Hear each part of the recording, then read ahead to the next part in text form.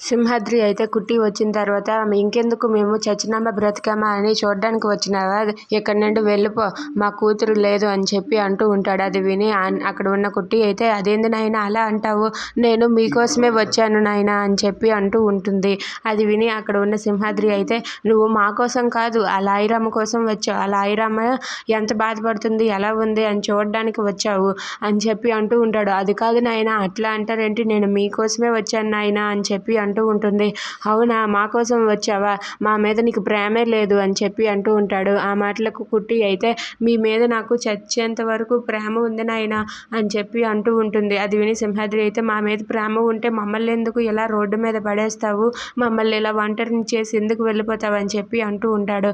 అది విని కుట్టి అయితే నాయన అది పరిస్థితులు అలా జరిగినాయి నాయన, ప్లీజ్ నాయన నేను చెప్పేది ఒక్కసారి విను అని చెప్పి అంటూ బ్రతిమలాడుతూ ఉంటుంది.